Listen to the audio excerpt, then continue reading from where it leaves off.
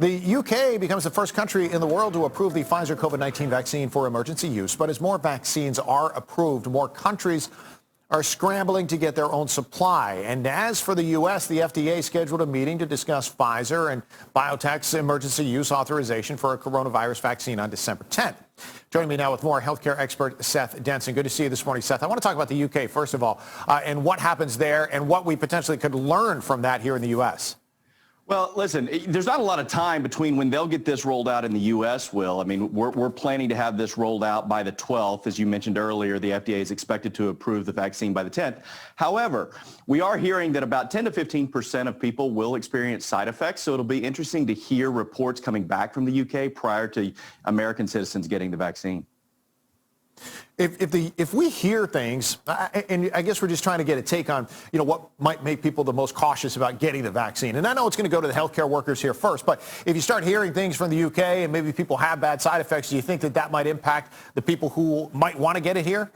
I mean, it could. Listen, we're already challenged with the fact that many Americans don't trust the vaccine. The expedient way in which it was rolled out is concerning. And so you've got about half the country here in the U.S., as a matter of fact, half the country in Britain, also saying that they're not really comfortable with the vaccine. So it will be interesting to see if reports of side effects will impact people. But, we're encouraging people that the side effects are minimal compared to the coronavirus itself. I know there was a rush to get something out, and this administration said they wanted to have something out by the end of the year, and they were able successfully to do so.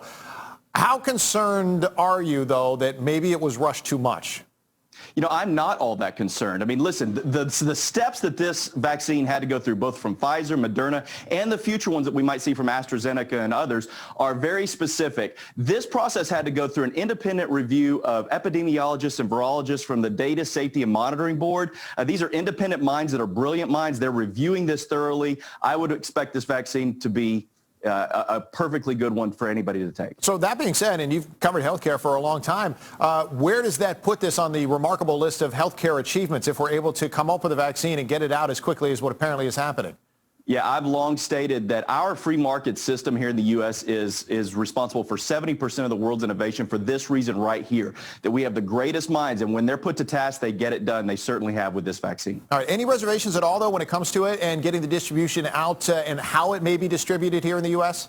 Plenty concerns on the distribution just because of the ultra-cold aspect that the Pfizer-specific vaccine has to have. That's concerning. That being said, our infrastructure here in the U.S. is well prepared to get it out. It's other parts of the world that I have some concerns with. And how does that work globally now? Because if there are a couple of, obviously, companies now that are getting the green light, and you hope that more will in the future. But as you start to hear about it, the UK now, then in the U.S., other countries obviously are going to want to have the same thing. So what is the concern about how widespread the vaccine can become and when it's available to everyone?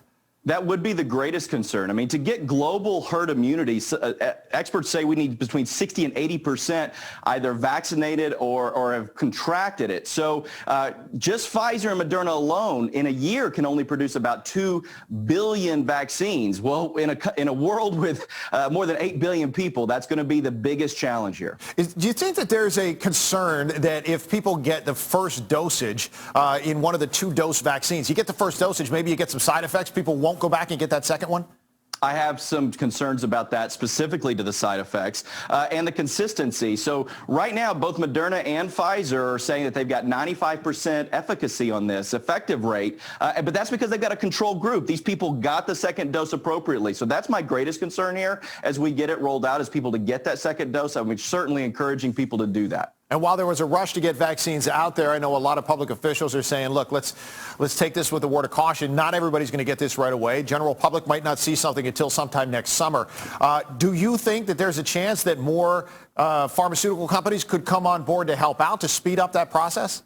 Absolutely. There are multiple pharmaceutical companies, not just in the U.S., but throughout the world that are working on vaccines. We're hearing more and more positive reports daily, and vaccines that are equally as effective and maybe more transportable than maybe the Pfizer vaccine that requires that ultra cold. So do you think there's a ballpark as to when anyone who wants this vaccine, whether for travel reasons or anything else, would be able to get it? Yeah, we're probably within 12 months, maybe even 18 months before anybody at any time can go get this vaccine. All right, still ways to go. Seth Denson, healthcare expert, market analyst, appreciate you joining us this morning. Thanks for having me. You got it.